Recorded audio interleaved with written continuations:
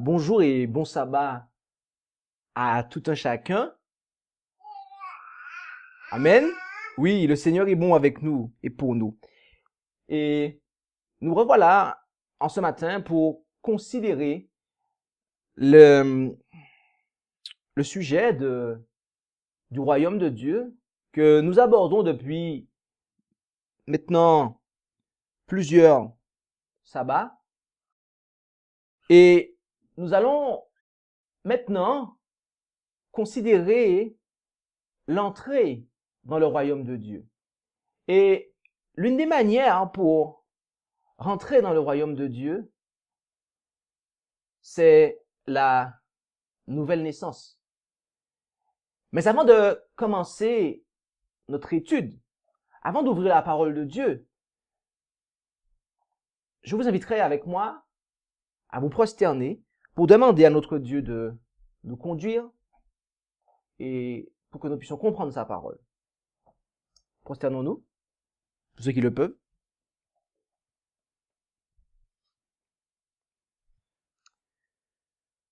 Notre Dieu, notre Père, c'est avec joie que nous venons devant ton trône de grâce pour t'implorer, Seigneur, et déjà te remercier pour ce que tu fais pour nous.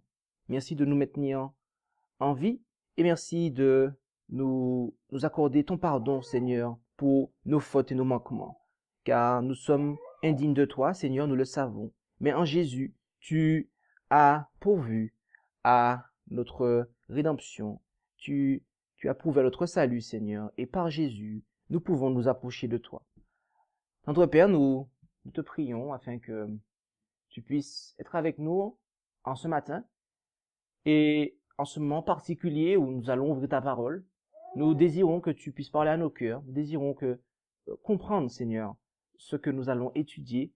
Et si ce n'est pas par ton esprit, Seigneur, que tu nous éclaires, cela sera impossible. Alors nous te demandons de nous communiquer ton Esprit Saint afin que nous puissions recevoir ton message, Seigneur. Merci pour tout. Ce sont là les grâces que nous te demandons, au nom et par les mérites de Jésus, et pour ta gloire. Amen.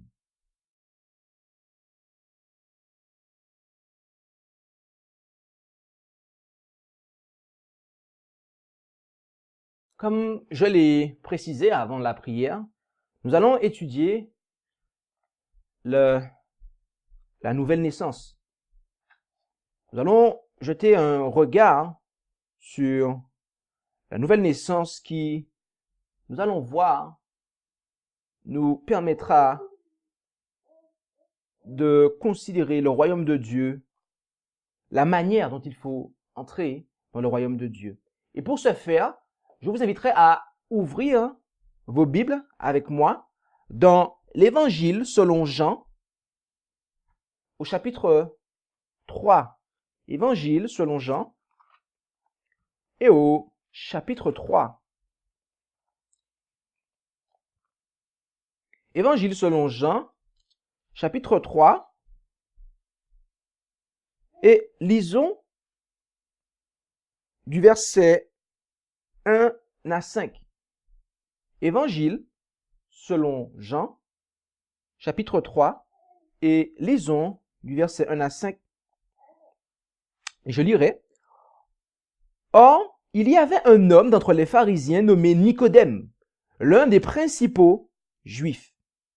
Cet homme vint de nuit trouver Jésus et lui dit, « Maître, nous savons que tu es un docteur venu de la part de Dieu, car personne ne peut faire ces miracles que tu fais si Dieu n'est avec lui. » Jésus lui répondit, « en vérité, je te dis que si un homme ne naît de nouveau, il ne peut voir le royaume de Dieu. » Nicodème lui dit, « Comment un homme peut-il naître quand il est vieux? Peut-il rentrer dans le sein de sa mère et naître une seconde fois? » Jésus répondit, « en vérité, je te dis que si un homme ne naît d'eau et d'esprit, il ne peut entrer dans le royaume de Dieu. »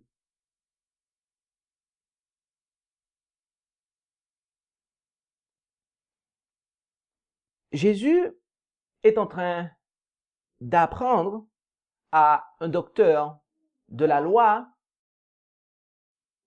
ce qui est le fondement même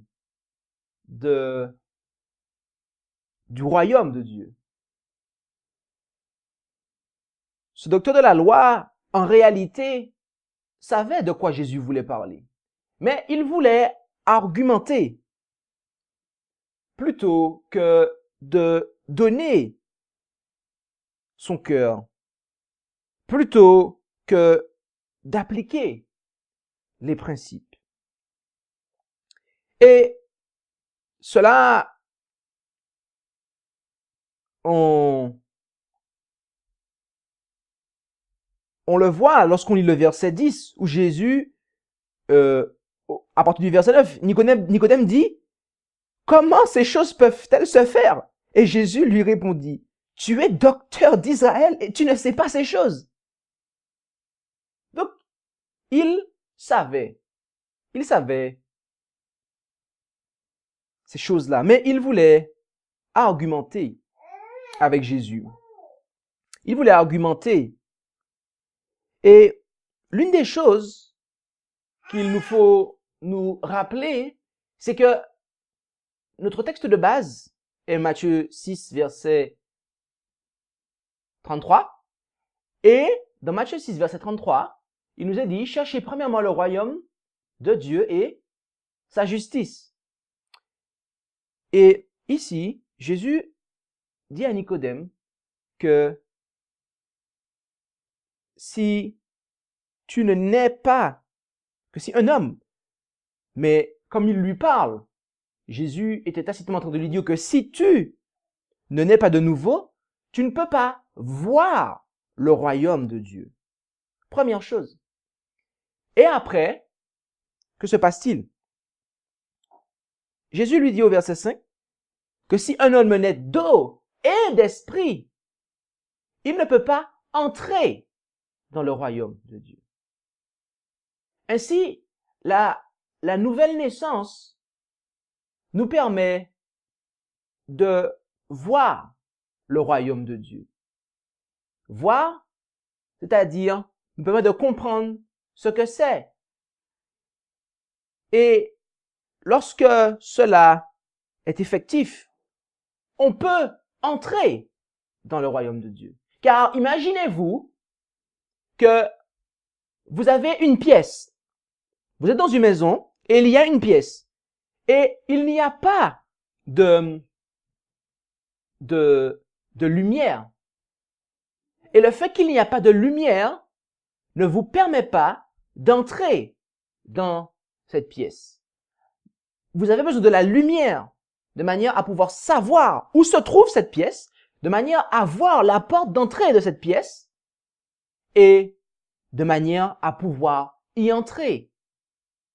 Parce que, voyez-vous, si j'ai la lumière à un moment et que je vois que la porte se trouve ici, eh bien, que se passe-t-il si la lumière s'éteint juste après que j'ai vu la localisation de la porte? Je vais me diriger, mais la lumière s'est éteinte et je me dirige, mais je peux me tromper. Et j'ai besoin de la lumière jusqu'au bout. Vous comprenez? Et c'est c'est à cela que Jésus se référait lorsqu'il parlait à Nicodème.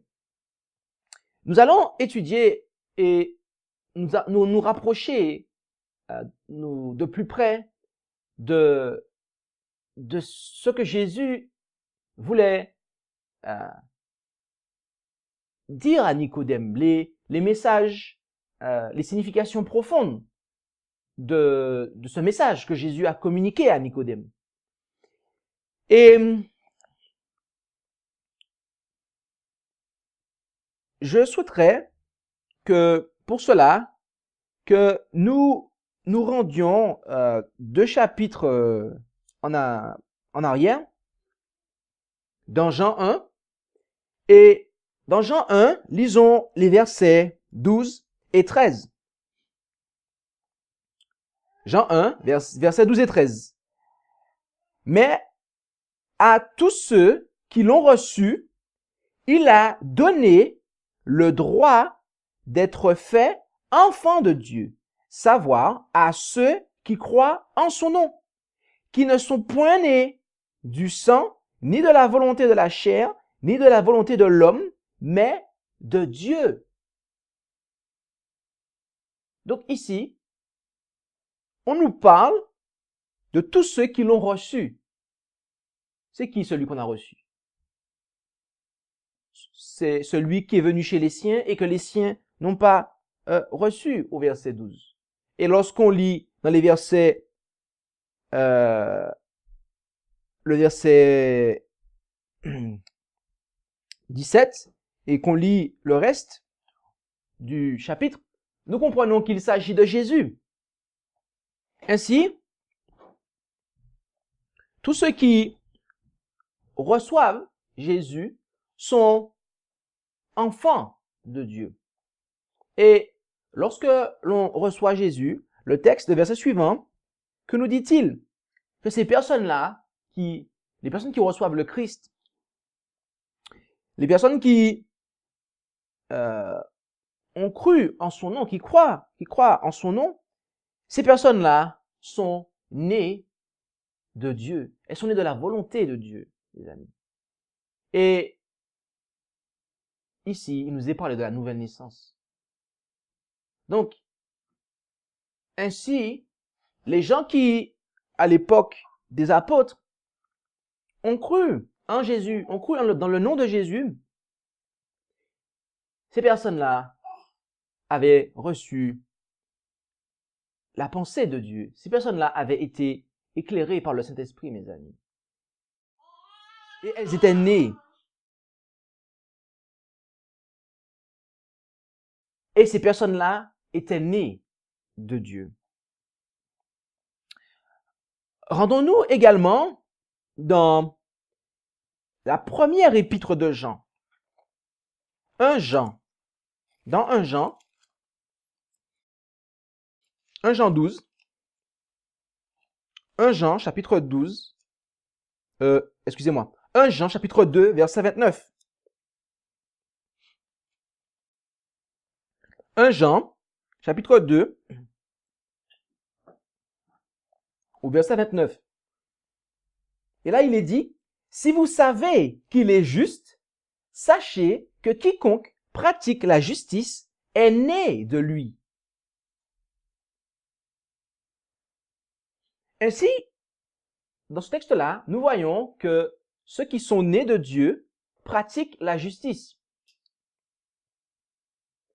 Et remarquez que Jésus était en train, si on s'arrête ici, et qu'on revient à au texte de base de ce jour, qui est Jean 3, versets 1 à 5, notamment les versets 3 et 5, Jésus a dit à Nicodème que s'il n'est pas de nouveau, il ne peut voir le royaume de Dieu. Et s'il n'est pas de l'esprit, il ne peut entrer dans le royaume de Dieu. C'est un homme. Mais il lui parlait à lui. Et donc, là, nous pouvons, lorsque nous nous arrêtons ici, nous voyons quoi? En fait, Jésus était en train de dire à Nicodème que ceux en Israël qui n'avaient pas cru en son nom étaient des injustes.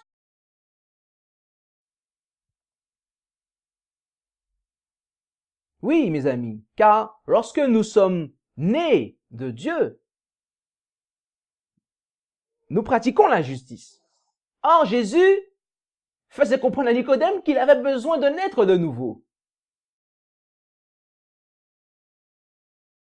Et que, tacitement, en Israël, tout Israël avait besoin de naître de nouveau. Cela signifiait, et signifie encore, que Israël, mes amis, les Juifs, pour être plus précis,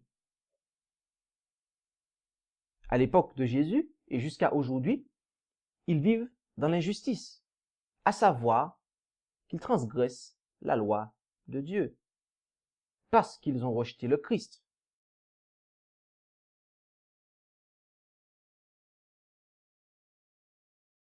Rendons-nous au chapitre suivant, dans 1 Jean 3, verset 9, et considérons le verset 9, bien sûr.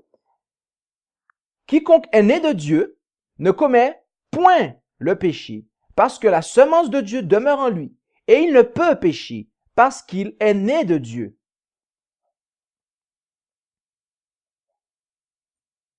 Ici, le texte biblique est en train de nous dire que lorsque on a la semence de Dieu en nous, mes amis, à savoir l'Esprit de Dieu, on ne peut pas commettre le péché. Autrement dit, on ne peut pas pratiquer le péché. Il ne peut pas, dans certaines versions en fait, ils traduisent cela par faire métier d'iniquité, à savoir qu'on travaille le péché. Ok? Parce que la semence de Dieu demeure en nous, mes amis. Si nous nous rendons au chapitre 5 de cette même épître, 1 Jean 5, et considérons le verset 18. Nous savons que quiconque est né de Dieu ne pêche point, mais celui qui est né de Dieu se conserve lui-même, et le malin ne le touche pas. Donc, voilà encore ici un texte supplémentaire où nous voyons que lorsque l'on expérimente la nouvelle naissance, lorsqu'on est né de Dieu, eh bien, le péché n'a pas raison de nous. On ne peut pas être des ouvriers d'iniquité. Si nous nous rendons maintenant au chapitre précédent et que nous considérons le verset 7, 1 Jean 4, verset 7, rendons-nous dans 1 Jean 4, verset 7, il est dit ici, « Bien-aimés, aimons-nous les uns les autres, car la charité vient de Dieu. Quiconque aime est né de Dieu et connaît Dieu. » Il nous est dit ici que lorsque l'on aime, cela signifie qu'on est né de Dieu. Donc, si nous inversons la chose, c'est que tant que nous ne sommes pas nés de nouveau, tant que nous ne sommes pas nés d'eau et d'esprit, on ne peut pas rentrer dans cet amour divin. Comprenez cela? Car au verset 8, au verset suivant, il est dit, « Celui qui n'aime point n'a point connu Dieu, car Dieu est amour. » Donc ici, en fait, je vais me répéter, la nouvelle naissance, le fait de naître d'eau et d'esprit, nous permet d'expérimenter et de vivre l'amour de Dieu. Ce n'est que par cela que nous pouvons connaître l'amour de Dieu et l'expérimenter et aimer comme Dieu nous a aimés.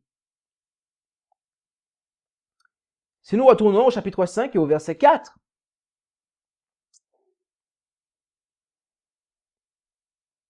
et c'est la suite, en fait, parce que il parle, l'apôtre a parlé d'amour. Et donc, ici, là, lorsqu'il continue, et là, et qu'on arrive au verset 4, il dit, parce que tout ce qui est né de Dieu est victorieux du monde. Et la victoire qui a vaincu le monde, c'est notre foi. Voilà la raison pour laquelle. Et voilà ce qui fait que... alors, voici la raison pour laquelle le péché ne peut pas être une pratique chez ceux qui passent par la nouvelle naissance.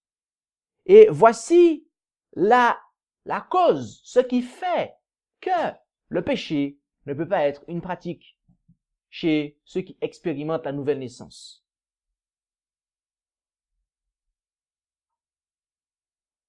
C'est parce que lorsque l'on est de nouveau, mes amis,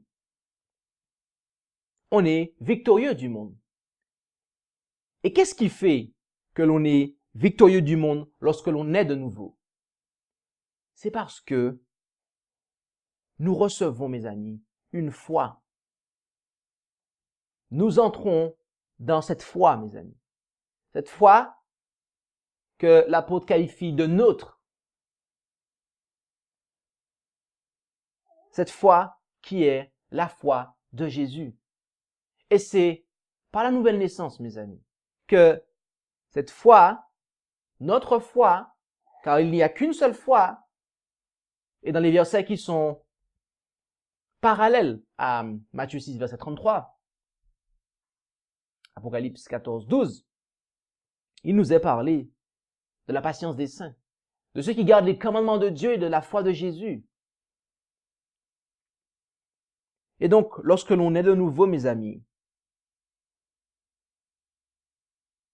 nous recevons cette foi. Cette foi est implantée en nous et elle doit grandir. Car lorsque nous naissons de nouveau, mes amis, cela est véritablement similaire et cela est véritablement comparable à lorsqu'un enfant naît.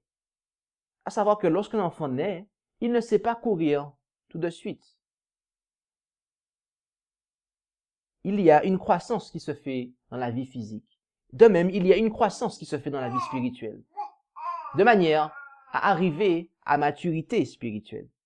Et donc, lorsque nous naissons spirituellement, mes amis, il nous est communiqué cette foi qui est un don en réalité, cette foi qui nous vient de Jésus, mes amis, cette foi de Jésus. Et nous devons arriver à cette stature parfaite, et ce par la foi de Jésus. Voici ce que Jésus voulait communiquer à ce chef religieux pour lui dire que voilà pourquoi les Juifs, voilà pourquoi mon peuple, parce que Jésus était né dans ce peuple-là, ne peuvent pas entrer dans le royaume de Dieu, parce qu'ils ne peuvent pas le voir. Ils ne peuvent pas le voir. Et ils étaient aveuglés par tout un tas de choses. Ainsi, nous comprenons que nous avons besoin d'un cœur nouveau. Nous avons besoin de nouvelles motivations. Et que, sans cela, nous ne pourrons pas voir le royaume de Dieu. Et comme Nicodème, mes amis, nous avons besoin de cela. Car Jésus vient frapper à la porte de notre cœur. Tout comme Nicodème est venu à lui, Jésus a conversé avec lui. Mes amis, Jésus veut converser avec nous. Et lorsque nous conversons avec Jésus, qu'en est-il après? Est-ce que nous avons compris cette leçon-là? Cette leçon que Jésus a communiquée à Nicodème? Ou est-ce que nous allons nous éloigner de Jésus et laisser sa parole tomber dans les trois terrains de la parabole du semeur, où la semence n'arrive pas à pousser? Quel choix ferons-nous?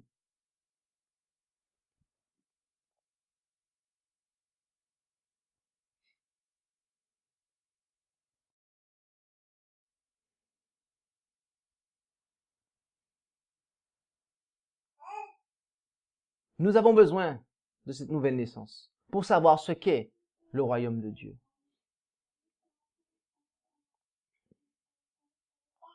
Sinon, nous allons nous laisser séduire par les royaumes de ce monde, tout comme les Juifs se sont laissés séduire par un royaume terrestre.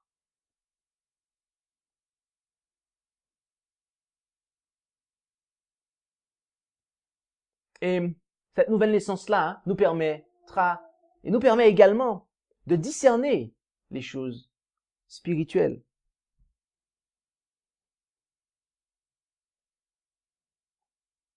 Car, encore une fois, nous le disons, il s'agit avant tout d'un royaume spirituel. Et donc, si notre esprit n'est pas renouvelé, nous ne pourrons pas discerner les choses spirituelles. Et il y a un texte qui nous permet de dire cela. Ouvrons nos Bibles maintenant dans 2 Corinthiens, verset 5. 2 Corinthiens, chapitre 5, verset 7. 2 Corinthiens, chapitre 5, le verset 7. Et il est dit quoi? Car nous marchons par la foi et non par la vue.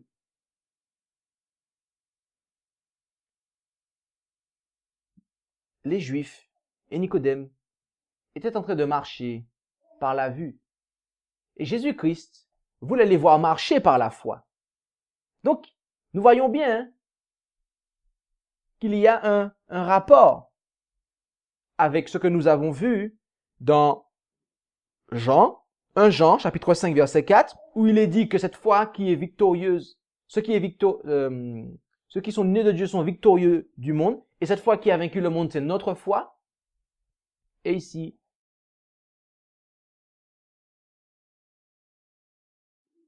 nous considérons que nous devons marcher par la foi, mes amis. Et si nous marchons par la foi, nous allons pouvoir discerner et voir le royaume de Dieu. Car la foi est un élément essentiel pour cela.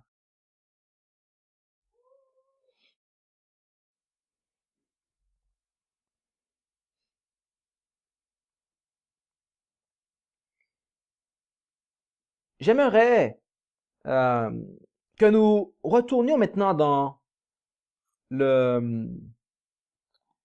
notre texte.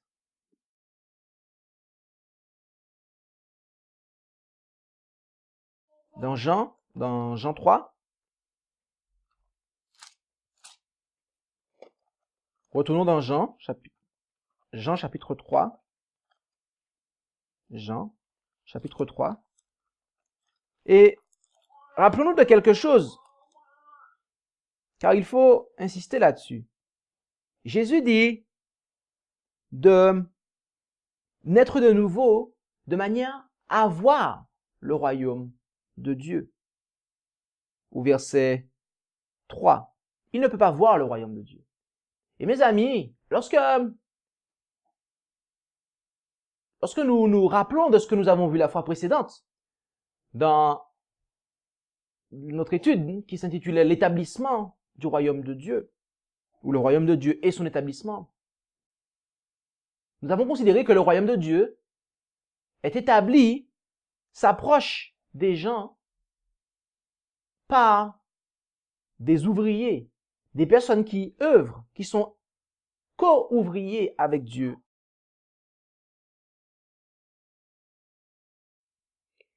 Et les personnes qui sont co-ouvriers avec Dieu, elles peuvent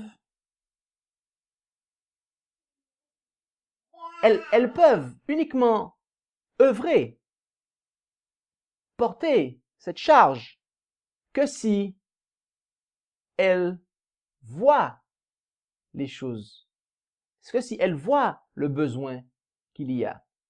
Autrement dit, si nous ne passons pas par la nouvelle naissance, nous ne pourrons pas voir la manière dont le royaume de Dieu va devoir être établi. On ne pourra pas voir les besoins de l'œuvre missionnaire. Parce que c'est ainsi que le royaume de Dieu progresse. C'est lorsque des hommes sont nés de nouveau et qu'ils sont rendus capables de voir les besoins de l'œuvre missionnaire et qu'ils travaillent pour le Seigneur à la propagation du message de l'Évangile. Et à ce moment-là, le royaume de Dieu avance et est établi. Mais c'est parce qu'ils sont d'abord nés de nouveau. Donc, Jésus était en train de dire à Nicodème, mes amis, que vous pensez que vous êtes le peuple élu. Vous pensez que vous faites la volonté de Dieu. Mais en réalité, ce n'était pas le cas. Car Nicodème, ainsi que la nation juive, avaient besoin d'expérimenter la nouvelle naissance de manière à voir le royaume de Dieu. Et tous ceux qui, d'entre les Juifs, ont participé à l'avancement du royaume de Dieu, toutes ces personnes-là étaient des Juifs qui avaient accepté le Christ et qui étaient nés d'eau et d'esprit. Tout le reste était à l'extérieur du royaume de Dieu et ils ne pouvaient pas voir le royaume de Dieu.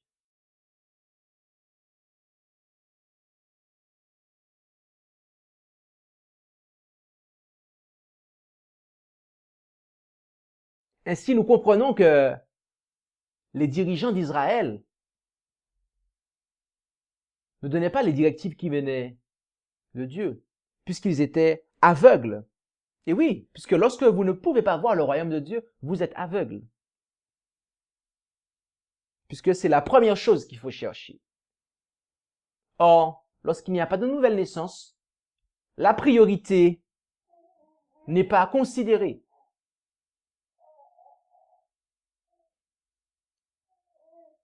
Et donc, des dirigeants qui ne sont pas nés de nouveau ne peuvent pas considérer les besoins du royaume de Dieu et sont aveugles. Et un aveugle qui conduit un aveugle, ça nous mène tout droit à la ruine. Et il en est de même pour les enseignants.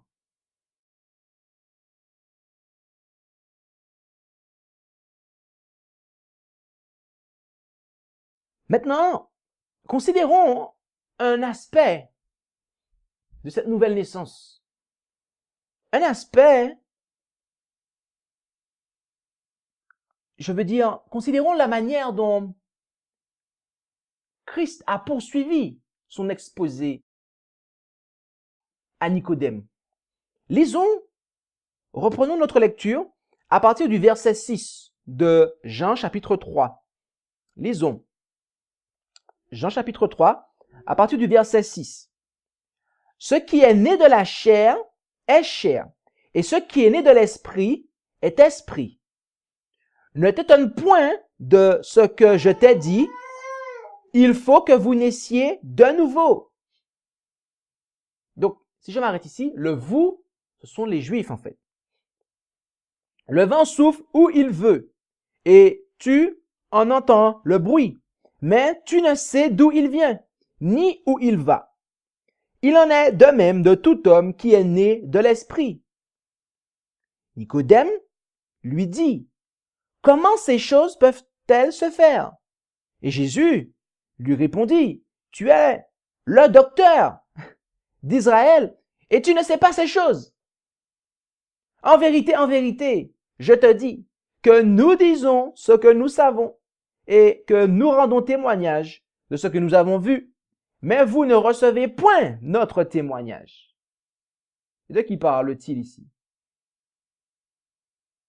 Continuons. On aura la réponse.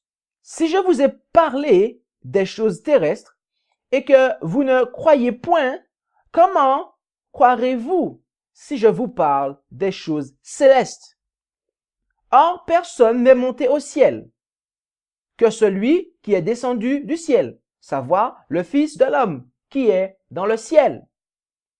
Et comme Moïse éleva le serpent dans le désert, de même, il faut que le Fils de l'homme soit élevé, afin que quiconque croit en lui ne périsse point, mais qu'il ait la vie éternelle.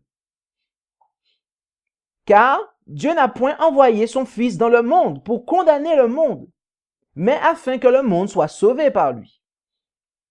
Celui qui croit en lui n'est point condamné, mais celui qui ne croit point est déjà condamné, parce qu'il n'a pas cru au nom du Fils unique engendré de Dieu. Et la cause de cette condamnation, c'est que la lumière est venue dans le monde et que les hommes ont mieux aimé les ténèbres que la lumière, parce que leurs œuvres étaient mauvaises. Car quiconque fait le mal est la lumière et ne vient point à la lumière, de peur que ses œuvres ne soient reprises. Mais celui qui agit selon la vérité vient à la lumière, afin que ses œuvres soient manifestées parce qu'elles sont faites en Dieu. Voici la première partie du discours de Jésus. Et voici son discours à Nicodème, du moins. Et il y a quelque chose qui est intéressant, et j'ai peut-être mal lu, je vais reprendre le verset 16. Car Dieu a tant aimé le monde qu'il a donné son Fils unique engendré. Et voici ce que dit le texte véritable, l'original, afin que quiconque croit en lui ne périsse point, mais qu'il ait la vie éternelle. Lorsque Jésus disait à Nicodème,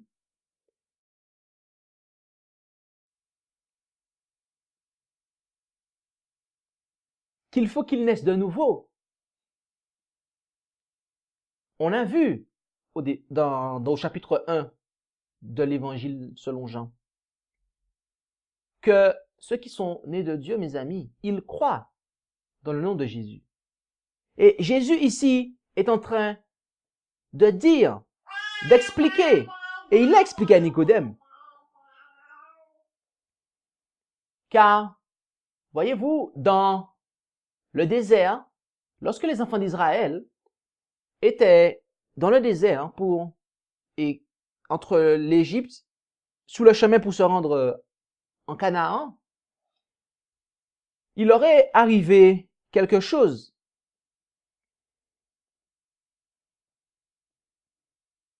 Ils avaient rencontré un problème.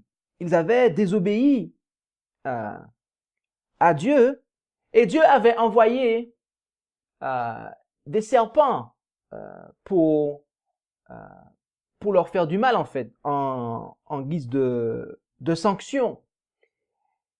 Et Dieu avait demandé à Moïse d'élever un serpent d'airain, de manière à ce que tous ceux qui le regarderaient seraient guéris et ne périssent point. Et en fait, ce serpent-là était un symbole du Fils de Dieu, était un symbole de Jésus-Christ qui a été fait péché, comme nous dit la Bible. Car c'est en regardant à ce serpent que les enfants d'Israël dans le désert ont été guéris de ce qui les avait frappés, de ce dont ils avaient été frappés du moins. Et Jésus explique cela à Nicodème. Et en lui disant que celui qui a été élevé dans le désert, dans l'antitype, et celui qui est celui qui est élevé à présent et qui s'élève et qui sera véritablement élevé sur la croix.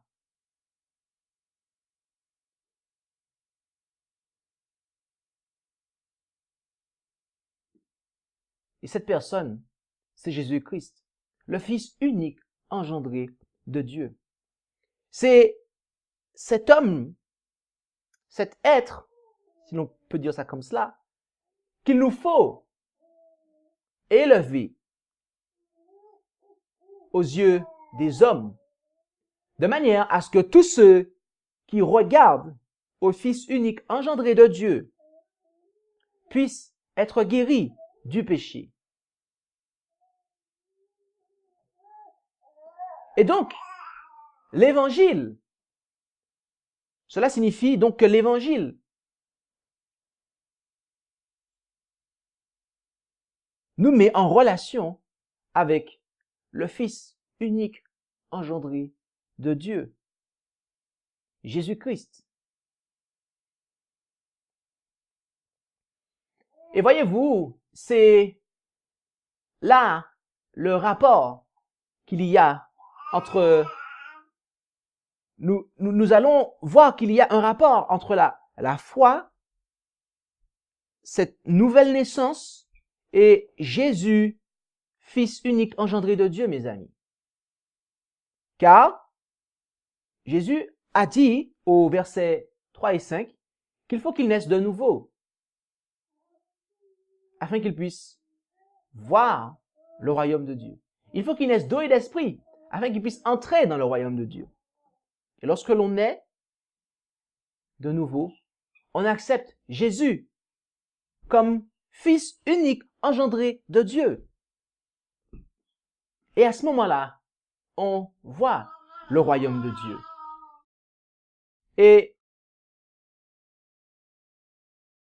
nous voyons Jésus comme Fils unique engendré de Dieu par cette foi. Par cette foi qui nous est communiquée. Cette foi de Jésus.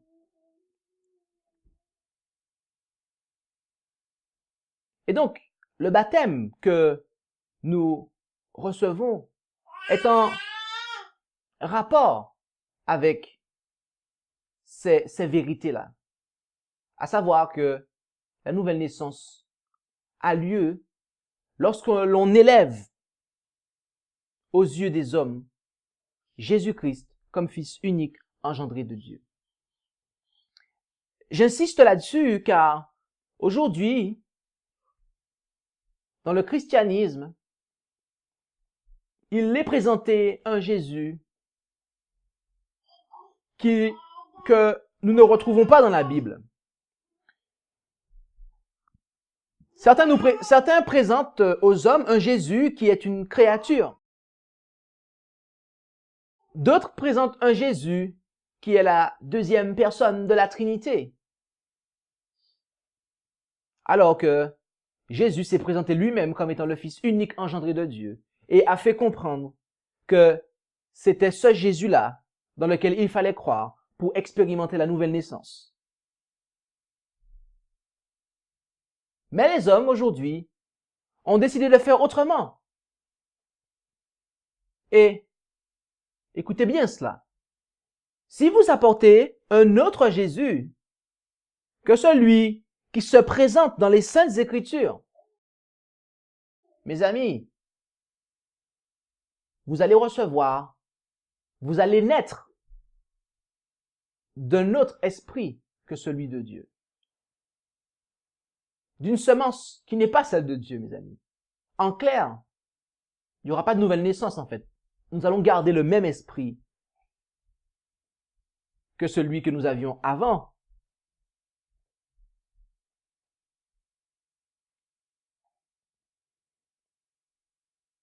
J'espère que nous comprenons cela, mes amis, car nous ne falsifions rien.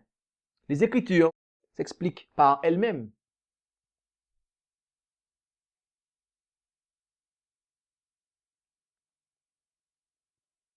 C'est pour cela d'ailleurs que les apôtres ont tous baptisé au nom de Jésus ou au nom du Seigneur Jésus. Et à chaque fois qu'ils baptisaient les gens, ils leur demandaient, crois-tu que Jésus est le Fils de Dieu? Et les gens disaient, oui, je le crois. Car c'était cela, mes amis, qui était la condition d'entrée. C'était cela qui permettrait aux gens d'expérimenter la nouvelle naissance, de manière à voir le royaume de Dieu, de manière à pouvoir y entrer, de manière à avoir la foi de Jésus pour voir le royaume de Dieu et à pouvoir y entrer, de manière à avoir la foi de Jésus pour considérer les besoins de l'œuvre missionnaire et pouvoir travailler dans le champ pour l'agrandissement de la cause de Dieu. Mais aujourd'hui, le christianisme propose un autre Jésus. Et le christianisme se trouve dans l'état dans lequel était la nation juive,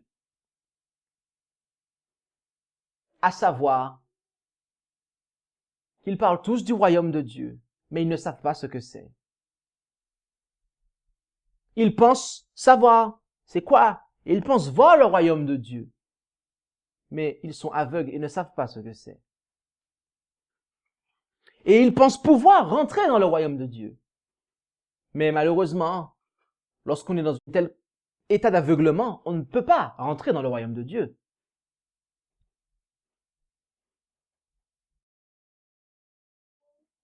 Aujourd'hui, Jésus parle à nos cœurs, comme il est venu parler à Nicodème. Et lorsque nous entendons sa voix, mes amis, il nous faut cesser d'argumenter,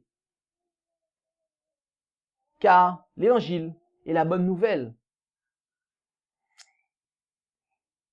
L'évangile est la puissance de Dieu, comme nous l'avons vu.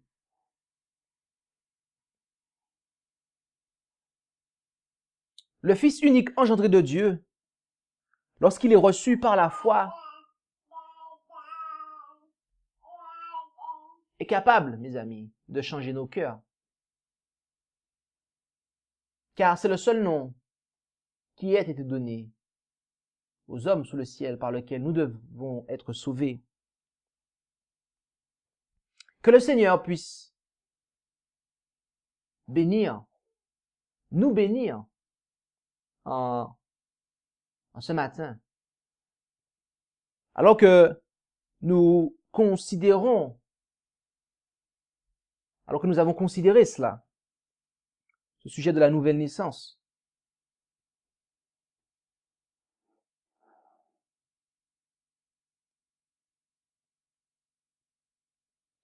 que la parole de Dieu soit bénie et que nos cœurs puissent être attentifs à la voix du Fils de Dieu qui parle à nos cœurs.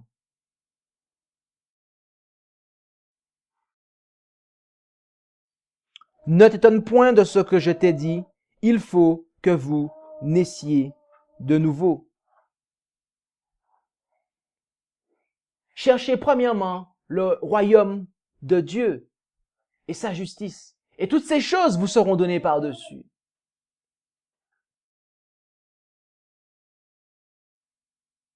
Nous avons besoin de chercher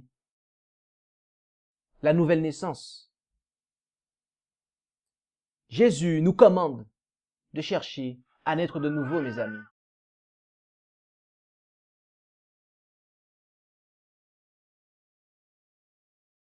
Amen.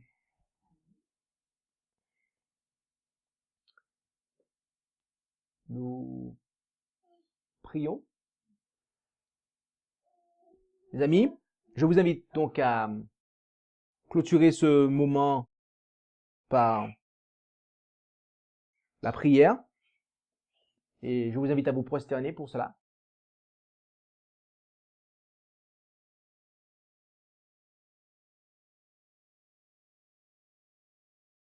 Notre Dieu, notre Père, nous te remercions pour ce moment que tu nous as permis d'avoir à l'étude de ta parole, où tu nous as montré les principes clairs et limpides de ce qu'est la nouvelle naissance. Tu nous as montré, Seigneur, ce que nous devrions comprendre de manière simple et claire de la nouvelle naissance. Père Céleste, nous avons peut-être parfois des mauvaises compréhensions. Et nous raisonnons bien souvent et ne voulons pas nous abandonner à Jésus-Christ, ton Fils unique engendré. Et Seigneur, nous désirons le faire en ce matin, si ce n'est pas déjà le cas. Car nous sommes conscients à présent que nous avons besoin de cette nouvelle naissance, de manière à pouvoir considérer, voir ton royaume, et de manière à pouvoir y entrer. que nos cœurs puissent être changés, que nous puissions avoir de nouvelles motivations et que nous puissions laisser Jésus nous transformer, que nous puissions le regarder, le contempler et ainsi nous serons changés de gloire en gloire. Merci pour ton amour manifesté envers nous à travers Jésus. Merci pour tout, Seigneur. Bénis-nous, que ta parole soit bénie. Nous t'en prions, au nom et par les mérites de Jésus et pour ta gloire. Amen.